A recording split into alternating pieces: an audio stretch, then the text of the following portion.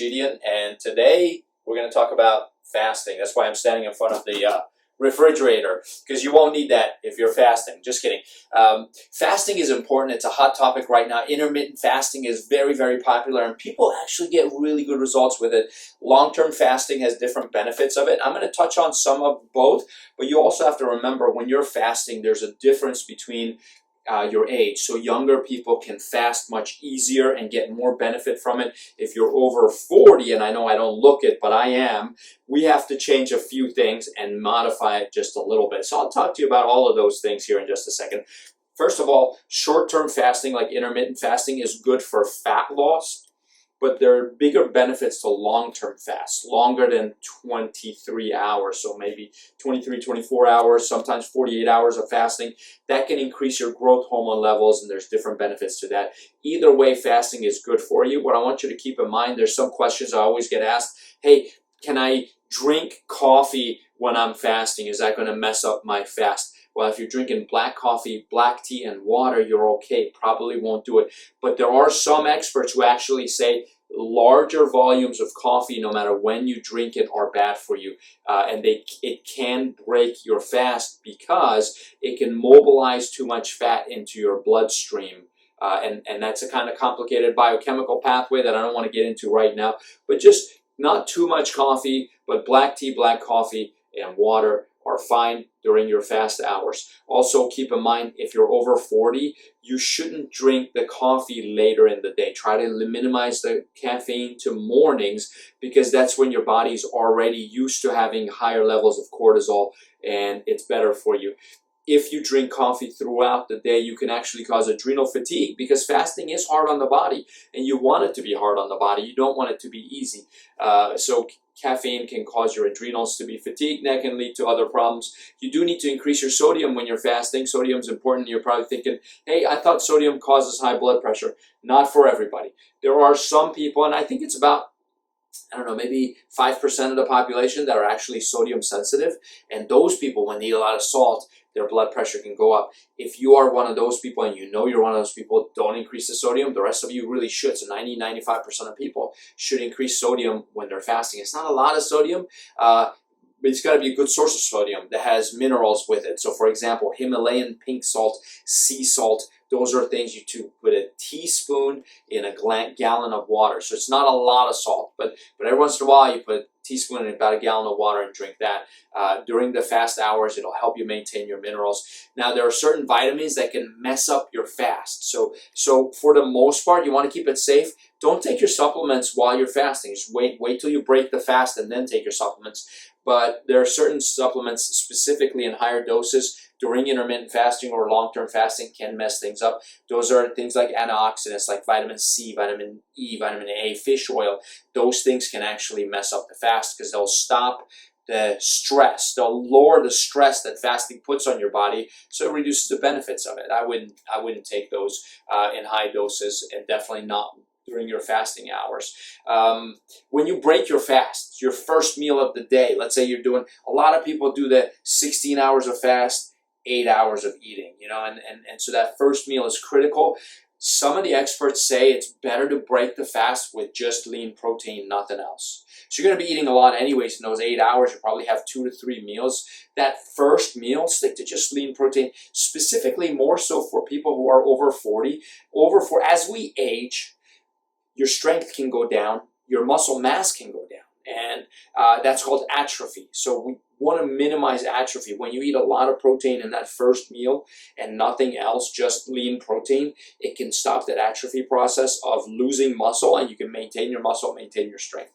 But even if you're not over 40, it's a good idea to break that first meal with something nice, lean, with protein. Now, I recommend you vary your protein, because there's bacteria that grow in your gut. This is good bacteria. You want this bacteria. Some people call them probiotics.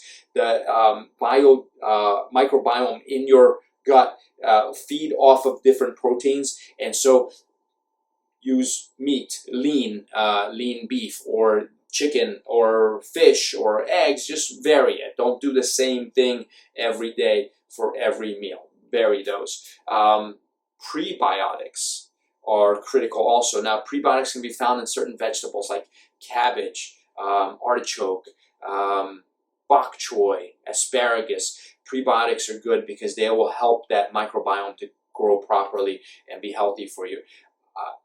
Always remember, when you're fasting, your body's more sensitive to everything. It's more sensitive to protein. It's more sensitive to inflammation. Although fasting does reduce inflammation, fasting helps stop symptoms of autoimmune disorders. Fasting can actually make your brain cells grow, and neurologically you're healthier. When you fast, you can think better, sleep better, all of those benefits. But for the same reason, your body's more sensitive, which means if you're gluten sensitive, oh my gosh, a little bit of gluten will have a big effect on you if you're fasting. You want to stay away from things like rice, corn, barley, wheat, rye, just for the whatever else you're sensitive to. Milk products. You want to avoid those if you are sensitive to them. You're going to be 10 times more sensitive. Now, seaweed is a great snack. Sometimes there's those seaweed chips you can have. Seaweed in your meals as well would be very good for you because it has iodine. Iodine is going to support your thyroid gland. Thyroid gland is going to help your metabolism, help improve the fat loss. Also, overall metabolism will be maintained. So definitely seaweed and any other source of iodine is good. Iodized salt is actually cheap table salt. That's not going to be a good source of iodine for you. Fasting workouts are going to be good for you. It's good to work out when you're fasting because what's going to happen is you won't have to work out very intense. And this is more for my over 40 crowd. If you're over 40 and you don't want to stress your joints really hard every single time you're in the gym, obviously you should have high intensity workouts on and off. Some people say you shouldn't do high intensity more than 1 or 2 times a week, especially if you're over 40, because you need that recovery time. But if you're fasting and working out, you're going to increase fat loss with lower intensity, so you won't have to stress yourself out too much. What else? Some of the other things you should be looking at supplementing with and eating when you're fasting. One is CoQ10. CoQ10, especially again if you're over 40, it helps convert your food into energy. There's a lot of processes, cell membrane, electron transport chain, proton transport chain, that's important. That's part of that. CoQ10 helps with all of that. So it slows down the aging process, helps you maintain energy. If you are on a statin drug to lower your cholesterol, your liver really needs CoQ10. You're even more depleted than the average person. So it's very, very important that you supplement with coenzyme Q10. Do some research on it for yourself. Check with your doctor, obviously. Boron is a mineral, is a metal that helps increase testosterone. The way it does is it frees up the testosterone. So there's a lot of testosterone in the body. Most of it is bound to these globulin proteins, and they're not usable.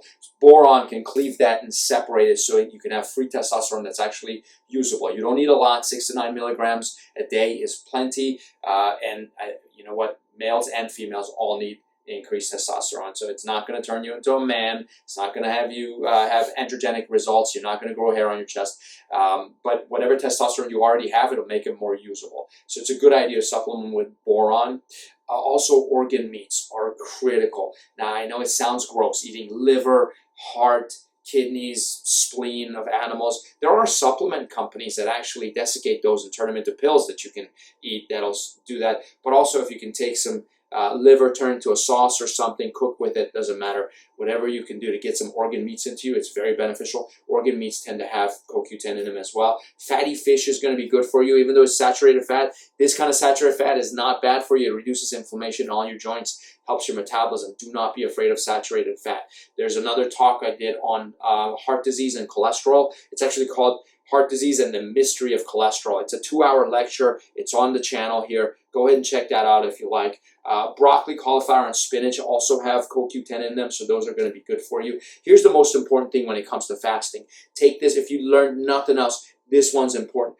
There are some experts that say women don't do as well with intermittent fasting as men. And I've seen that personally in my practice as well, and when you start, you get good results, right? You start, you intermittent fast for 3, 4, 5, 6 weeks, and you start to get results. And then all of a sudden, you're still intermittent fasting, but now you're starting to gain weight. And this is more for women, this happens.